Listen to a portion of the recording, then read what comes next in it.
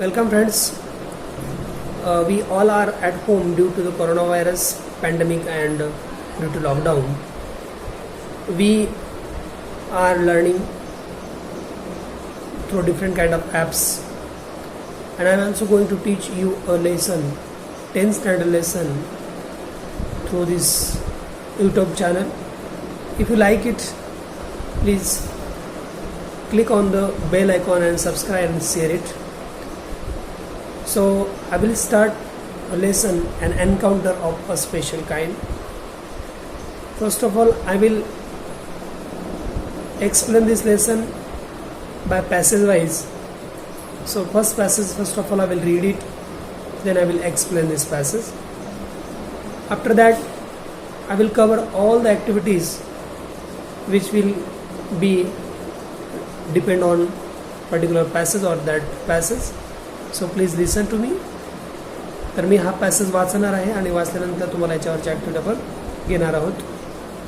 मी मुद्दामहून मराठी विद्यार्थ्यांसाठी जे मराठी माध्यमामधून शिकतात त्यांसाठी हा मुद्दामहून ट्रान्सलेशन मेथड या पद्धतीवर त्या ठिकाणी हा व्हिडिओ त्या ठिकाणी मी तयार करत आहे. तर बघा, an encounter of a special kind. My father was a medical professional working for a private company in Raniganj in the west Bengal. तर माझे जे वडील होते हे राणीगंज येथे एका खाजगी कंपनीमध्ये, पश्चिम बंगालमधील राणीगंज या ठिकाणच्या एका खाजगी कंपनीमध्ये वैद्यकीय सेवेत त्या ठिकाणी कामाला होते. त्यानंतर बघा, the officers of the company were house and individual bungalow inside a large campus.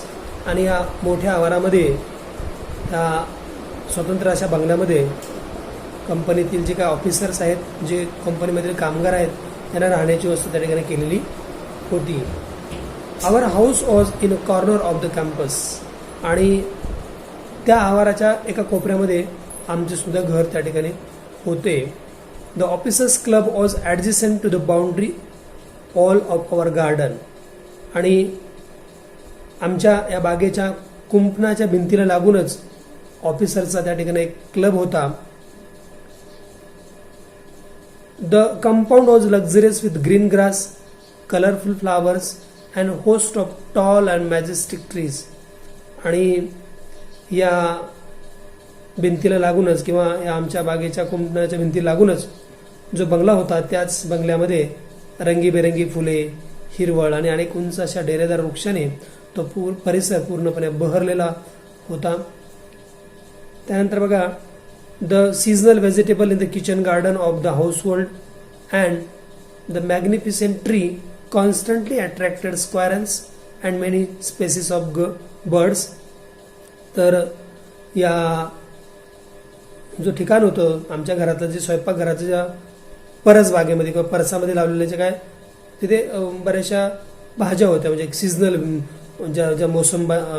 ज्या त्या मोसमानुसार त्या ठिकाणी भाज्या होत्या.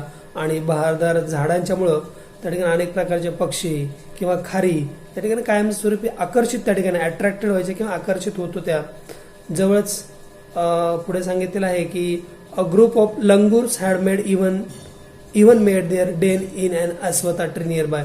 आणि जवळच अश्वथा म्हणजे पिंपळाचं जे झाड होतं, ह्या झाडावर वानराच्या एका टोळीने त्या ठिकाणी काय केलं होतं, आपला मुक्काम थाटला होता किंवा डेन त्या ठिकाणी केलं होतं. आणि they had all become a part and parcel of our existence and daily life. आणि ते सर्वजण आमच्या अस्तित्वाचा आणि एक दैनंदिन जीवनाचा जणू काय एक अविभाज्य घटक बनलेले होते. त्यानंतर पुढे बघा, a small incident on a Saturday afternoon left a profound effect on me. परंतु एका शनिवारी दुपारी घडलेल्या एका लहानशा घटनेने मात्र माझ्या मनावर सखोल असा परिणाम केलेला आहे.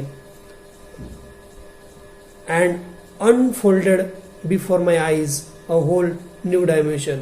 आणि या जसं आपण म्हणतो की to the wonders of God's creation असं म्हणता येईल पुढे, की परमेश्वराच्या एखाद्या किमयाने, एखाद्या अजब अशी किमयाने एक अनोखा पैलू माझ्यासमोर उघडला गेलेला आहे. Whole or new dimension unfolded. It was a few days in the Pooja's vacation आणि दुर्गा पूजेची सुट्टी सुरू होऊन खूप थोडे दिवस झाले होते. पुढे काय सांगितलेलं बघा, few days of the puja vacation just like any other child. जसं बाकीच्या मुलांना सुट्ट्या होत्या तसेच मलाही सुट्ट्या होत्या. The holiday provided an opportunity for me to become engrossed in various magazine and story books publish specially for children in a festive season.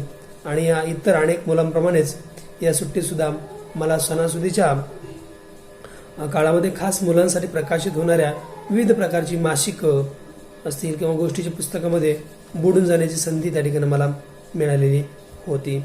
पुढे बघा, आफ्टर अ हर्टी लंच, एक दिवशी असं सफिशियंट पुरेसं असं जेवण झालं. My parents and my younger sister lay down for afternoon nap. आणि माझे आई वडील आणि लहान बहिणी एक छोटीशी लिटल नॅप, जे आपण छोटीशी डुलकी म्हणतो, ते घ्यायला पडलेल्या होत्या, झोपलेल्या होत्या थोड्याशा. And I settle down with the story book. आणि मी तर एका गोष्टीचं पुस्तक घेऊन निवांत वाचत बसलेलो होतो. पुढे बघा, अ quiet afternoon presented a perfect backdrop for reading adventurous story. आणि दुपारचं शांत वातावरण म्हटलं की प्रत्येकालाच स्टोरीमध्ये त्या ठिकाणी घडून जातात. तशा प्रकारे हा लेखक सुद्धा त्या स्टोरीमध्ये पूर्णपणे मग्न होऊन झालेला होता. किंवा त्याच्यामध्ये साहस कथा वाचण्यासाठी माणसं शक्यतो दुपारचं शांत वातावरण पाहत असतात. आणि बघा पुढे काय झालेलं आहे,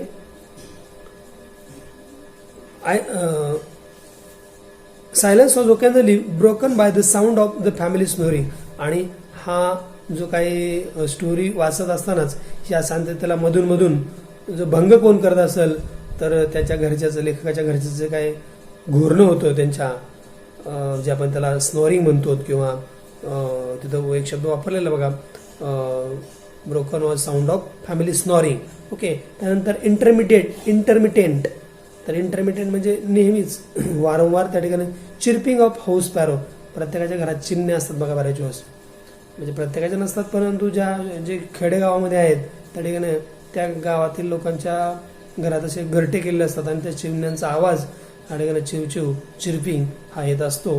नंतर अजून काय आवाज येत असतो अधूनमधून, harsh cawing of crow and shrill call of a kite flying high above the ground. त्याचप्रमाणे चिमण्या, कावळ्याची कावकाव आणि साहजिकच उंचावरून उडत जाणाऱ्या घारीचा कर्कश असा ओरडणं भंग करीत होतं त्या लेखकाचा अभ्यासामध्ये किंवा त्या वाचनामध्ये. Minutes ticked by, I become a deeply absorb by the book. आणि थोड्या वेळातच या पुस्तक वाचण्यामध्ये मी पूर्णपणे काय सांगतो घडून गेलेलं. Now we will see some activities on this passage. So the first activity is true or false, or you can say agree or disagree. So the first activity is there. The officers club was adjacent to the boundary wall of our garden. Is this sentence true or false, or agree or disagree? Yes, your answer is true or agree. Okay, so the next sentence, small incident happened on Sunday afternoon. Is this statement true or false? Yes, your answer is correct. It is a false statement. Okay, then third one, the holiday provided the children an opportunity to read various magazine or storybook.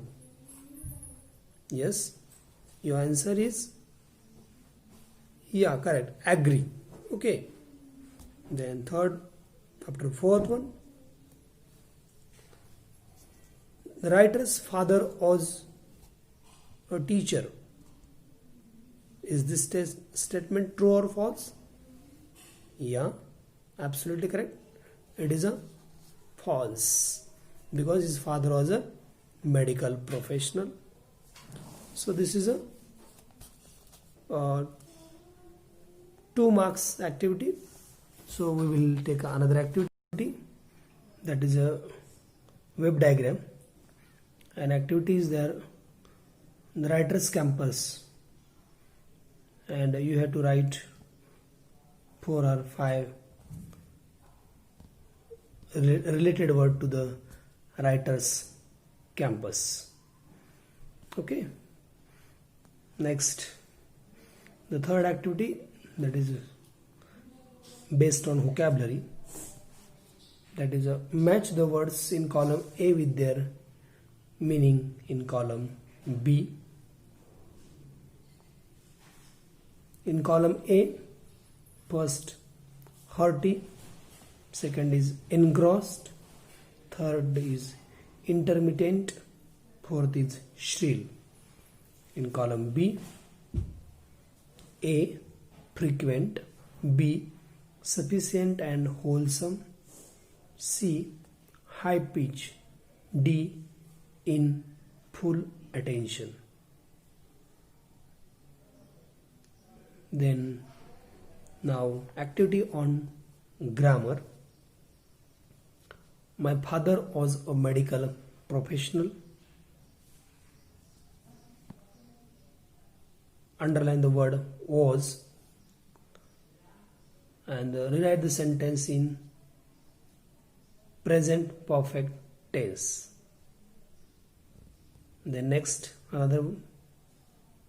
The holiday provided an opportunity for me to read various magazine and storybook. Again, provided, underline the provided word and rewrite the sentence in a simple future tense. Okay. Then the last one, that is a personal response type question.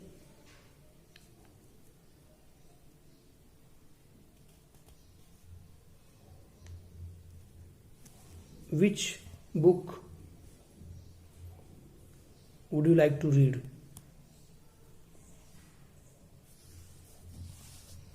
So you solve all these activities and send me. If you have any problem, send it on my comment box. Thank you. Thank you very much.